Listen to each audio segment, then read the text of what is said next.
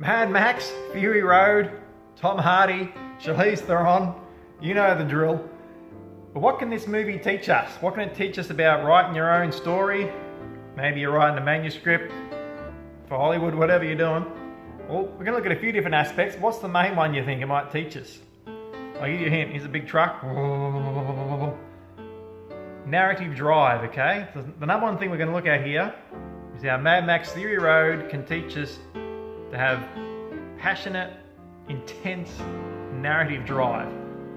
Now, what is narrative drive? It's basically, it's just the speed of your story. It's how things move along, how fast paced it is, how it just thumps into action. Now with Mad Max Fury Road, it's quite obvious it's kind of twofold there. You've got a fast action paced story, but it's also a fast action paced story because they're on a big truck thumping through the desert. They get out to where they get. Can't see my hand there. They get out and then they just come thumping all the way back. So it's kind of symbolic. It's symbolic for your writing, but you can have a fast, intense paced story without actually thumping your way on a big truck. But it had it twofold, didn't it?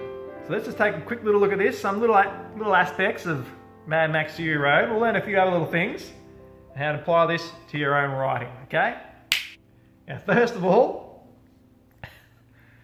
we do know it's a incredibly crazy film. Its speed, its narrative drive is, it's way out there. It's thumping.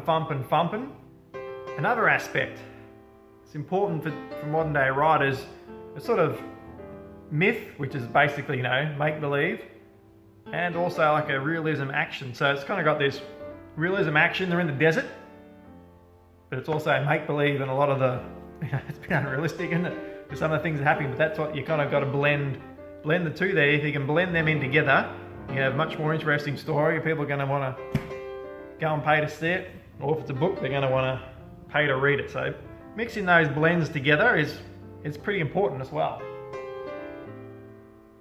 Also, I think the director was George Miller. I probably should look that up, but he's a pretty good director, and the action scenes in the movie are kind of spectacular. They're real and they're spectacular. They're not over the top stuff that could never happen, because I think they did most of those stunts in real life. Got some injuries and some good riders out there, but had that realism in that action. So if you can have that bit of realism, then we can relate to it. We can feel that kind of passion, relate to your own life. It really brings the story home. You're not just sort of going, oh yeah, as if that had ever happened. I think that was George Miller. Another aspect about this movie, which is really good, we've got Tom Hardy, Mad Max, Charlize Theron playing Furiosa. Now that's a pretty cool name. That's an example of what you can do with names, is use a name to describe the person. So she's a bit furious. If you give her the name Furiosa, it really strikes home. I think Charles Dickens was pretty famous for doing that. Many of his characters were like that. I think Scrooge, probably the most famous one, the tight man, we called him Scrooge. But so that's another thing you can do. Use the name to reveal character. And with your characters, you don't want to have them boring. Like, they can't be boring. They've got to have passion. And these two, they start off with a fight scene, pretty good fight scene, and then they make a deal to stick together. They don't like each other, but it grows a little bit as it comes along. It grows in the story, and they start to like each other, and it sprouts up like the little tree back there. The relationship grows to more of a partnership. I'm not sure there's a romance going on, but that's nothing to do with your characters. Make sure there's always conflict, tension, and you can grow it like that. One thing with their character, which was kind of good, which makes it intense, is they didn't have any fluff. There's no fluff comedy.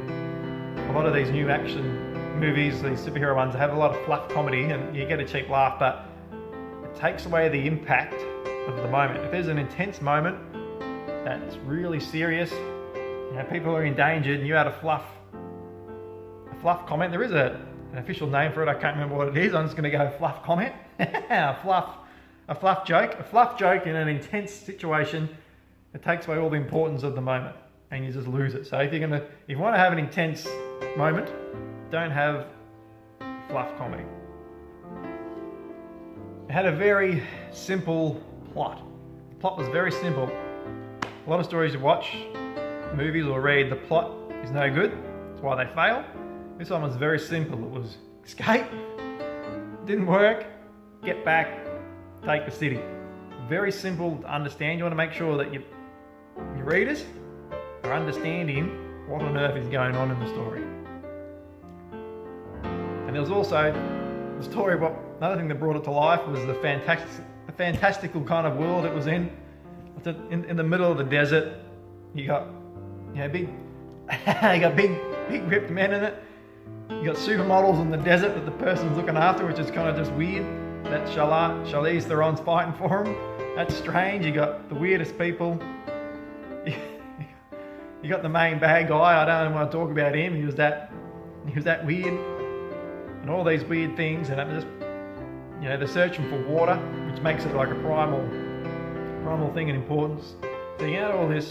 It's make believe. It's a story. You don't want it to be about the person who goes to the store to buy some milk and he has a glass of milk at the end. You want to have it to be a bit out there that you can still get some life lessons from. But getting back to that main thing we're going to talk about, narrative drive. So how can Mad Max Fury Road increase your narrative drive? Mad Max, every single beat of that movie, and watching my hand there we go, it pumped along, didn't it? It went from this story beat to this story beat to this story beat to this story beat to this story beat. There was never a point when it was just fluffing around. It was never fluffing around with the clouds, going on a picnic, doing some kind of action which had no impact on the story. Okay, that's just like that's a fluff scene. Call that a fluff scene. I'm just making up words as I go here. Oh, but every scene, every beat, it moved the story along. Every single one of them. And that's, if you want to have a fast, intense paced story with your narrative drive zapping through, every scene, every beat has got to move the story along. You don't go a story scene is progressing next one. Oh, let's go and fluff around. We'll have just a fight scene that means absolutely nothing. Every scene, move the story. Watch in your writing, is every scene moving and advancing the story? If it's not, if you've got a little fluff scene up here, and it means nothing if it's not there, cut it. With a novel, you can also get carried away with, you might be brilliant at description, brilliant prose, and have a lot of funny things with your character. You can get caught away in a lot of fluff prose, fluff character. It's no good. It's good practice, but it's no good for the story. So if you've got fluff characters happening, fluff prose, cut it. Gone. And that sort of goes on with the next point of your tone. What kind of tone are you writing with? You can use ornate language. It sounds beautiful, like poetry, but is it moving the story forward? There's a bit of a balance there. You can use great language to set a feel, tone for a scene for a moment, but it can't go overboard. It's got to have that nice balance. Then you've got to just use fast, action-paced words to get the story along. Also, you could go through and review just maybe your last 2 paragraphs of each ending of your chapter. Okay, check your chapter endings, and if they're moving along nice, your story's just bumping along like that, like the truck on Fury Road. So check your chapter endings, make sure your truck is just bumping along. When you get to the midpoint, you bump back. Still with your writing, another point is, watch your verbs, okay? Use the simplest, most action verbs you can get that have power. You could use 3 or 4 words to describe something. Better to use one power verb to portray what you want, what the action is. One power verb, bang, move it along. And the last point could be the most important. They're all important. First, I'll give you a question. Okay, Michael Jordan was awesome. Okay, I'm talking about basketball now. Would Michael Jordan won 6 NBA championships playing with no teammates? No, he wouldn't. He had Scottie Pippen, he had Phil Jackson, the coach. So you need a team. To create anything of value, you need a team, okay? So what's your team in your story? You sit down and you write it out, maybe in your own head, in your own heart power. But who is your team? Well, you're probably going to need an editor, okay? A professional editor, not your best mate or your mother. You get a professional editor, obviously the more you pay, the better you're going to get. You get a professional editor, they can look along your story, and when you get too close sometimes, you come up the camera and you're like, that's what it's like when you're writing a story. You're too close, like this. When you're too close, you can't see. So when the editor sees it, they step back, they can see bang, bang, bang, bang, bang, stories move along. Oh, here's a fluff, cut it. Bang, bang, fluff, cut it. Okay, so if you get a professional editor, it may cost you the bucks, may hurt a bit, and you hurt a bit of your soul, and they tell you got to get this out because it's rubbish, but that's a team effort, okay? You got to use a team effort like Jordan did, Ron James, Kobe, Lionel Messi. They've all got the teamwork, haven't they? So when you use your team, you'll get a better result. So check out that editor. So by doing all these things, what you can do is increase your narrative drive, your truck, your story will thump along. So subscribe, drop a question. If you've got any other movies you want me to examine, ask below, and I might be able to check it out. But this week's lesson is increase your narrative drive, make it intense, make it fast, no fluff. Intense drive, no fluff.